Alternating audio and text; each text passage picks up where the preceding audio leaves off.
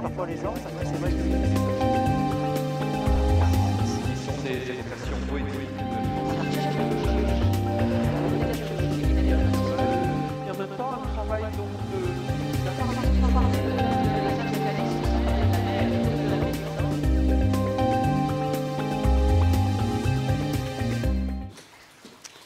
Bonjour, je suis Annie Georges, responsable du musée des Arts et Traditions. Je vous accueille dans l'ancien ghetto juif de Guillaume, donc cette rue commerçante qui était commerçante au XVIIe siècle. Et je vais vous accueillir maintenant dans le musée des Arts et Traditions de Guillaume. Bienvenue.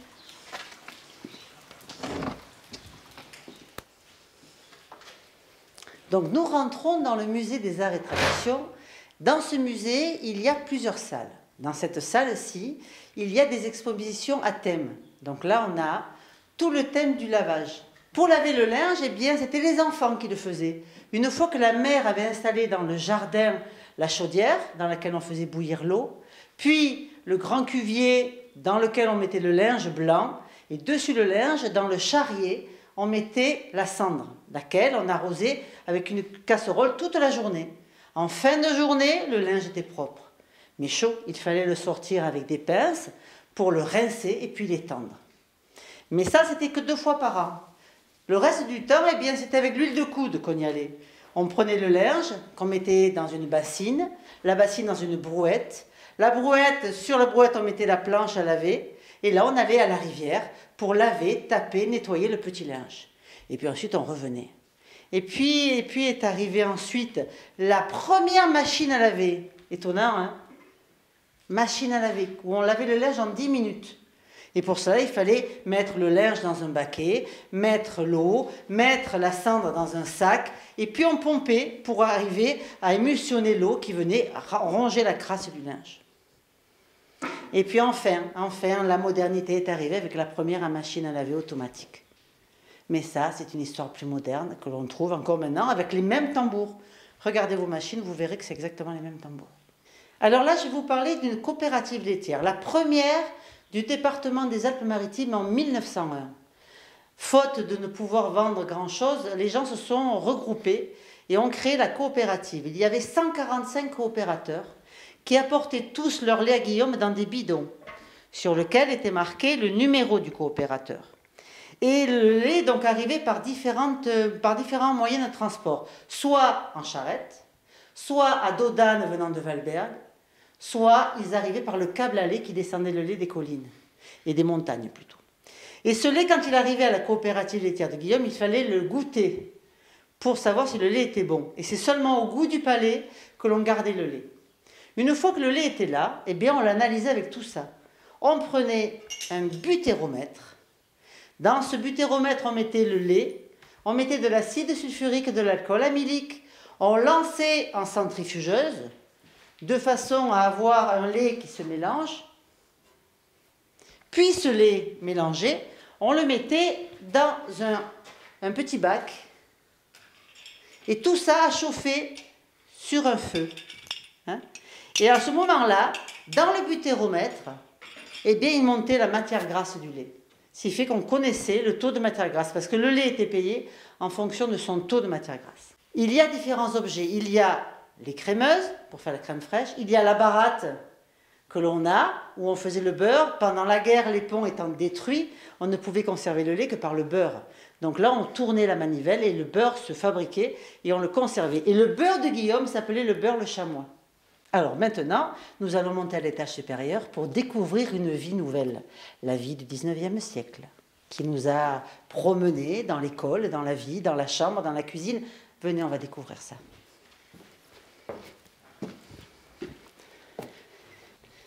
Alors là, on rentre dans un lieu que personne n'a oublié, l'école.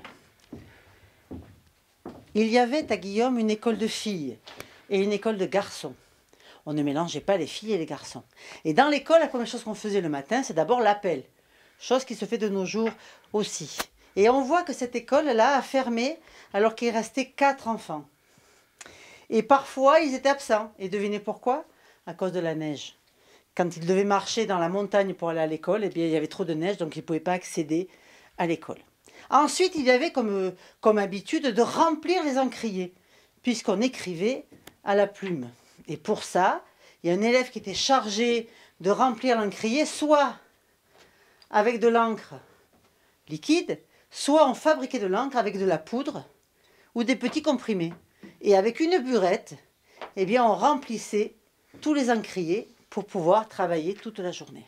Et puis le cours commençait avec leçons de morale, avec de l'écriture. Donc on a tous les cahiers d'écriture. On apprenait à écrire, non seulement à écrire, mais aussi à apprendre des choses. Parce que dans ces cahiers d'écriture, il y avait des phrases. Par exemple, le bonheur est le plus souvent détruit par l'inconduite que par l'infortune. Donc on apprenait des choses et toute la journée se passait. On apprenait. Dans l'école, vous verrez qu'il n'y a aucun objet en caoutchouc, plutôt en plastique. Le seul objet en caoutchouc qu'il y a, c'est ceci. C'était l'éponge pour essuyer les ardoises. Ça a plus de 50 ans. On a des plumiers en bois. Et je vais vous montrer quelque chose qui était exceptionnel chez nous. C'était le cartable en bois, qui était quand même gravé au nom de l'élève. Et ceci, c'était pour venir à l'école le matin. Donc on avait le cartable. On avait les bouts de bois pour chauffer la classe, puisque c'était les élèves qui étaient chargés de chauffer l'école.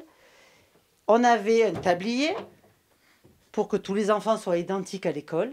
Et on avait parfois, quand on avait les moyens, le panier pour la cantine. Et l'école se passait. Et l'école continuait toute la journée. Mais dans cette classe, il y avait une punition. La punition de la bobine.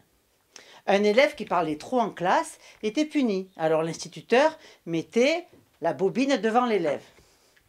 Et en fin de journée, comme aucun élève n'avait parlé, donc l'élève avait toujours sa bobine. Eh bien, pour le lendemain matin, il avait 200 lignes à faire, je ne parle pas en classe. Si bien qu'à Guillaume, il y a un monsieur qui s'appelle Jean la Bobinette. C'était une vraie pipelette, il faut dire. On rentre dans la cuisine, qui était la pièce de vie principale.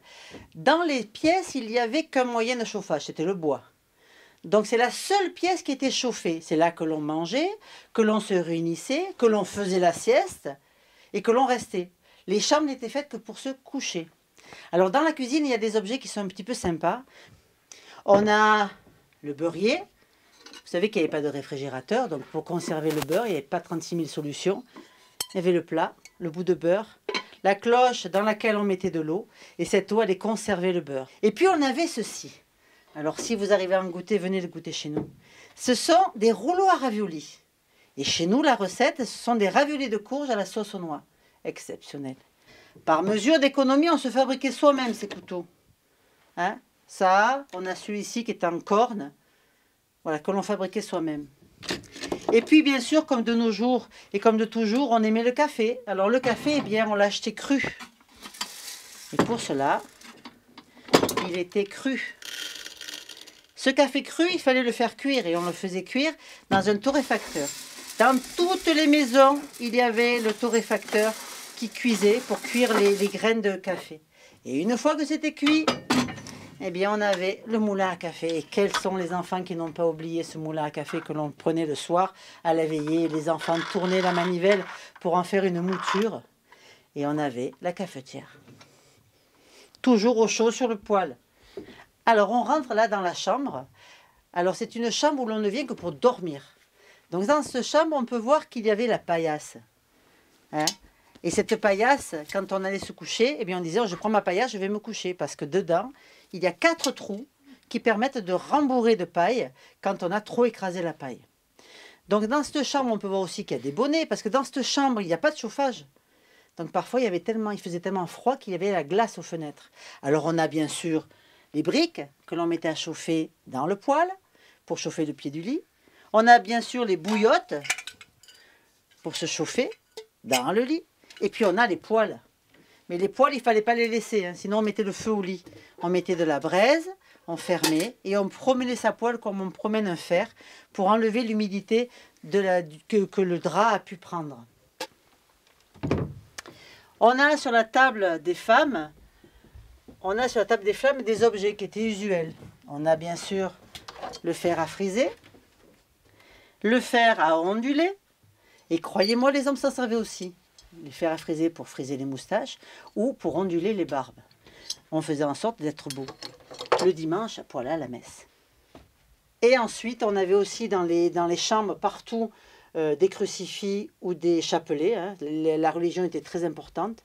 Et puis ensuite, on a quelques jouets dans le musée qui sont quand même rares parce que pas beaucoup de moyens. Donc je vais vous montrer un objet que tous les enfants plus ou moins avaient. Eh bien, c'est les osselets.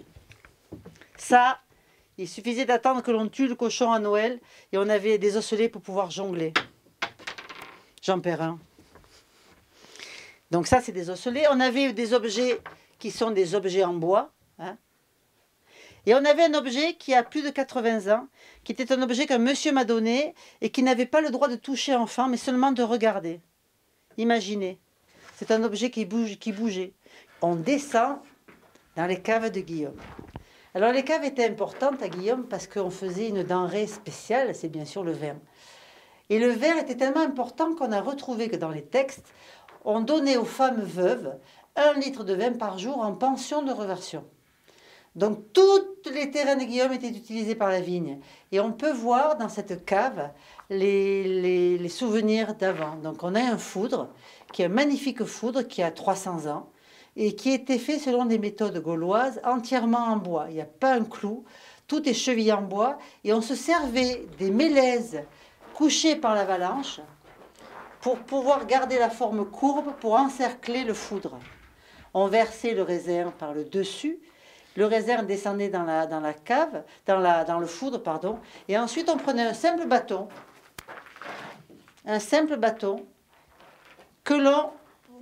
qui servait à enfoncer le raisin pour que le raisin soit immergé par le jus.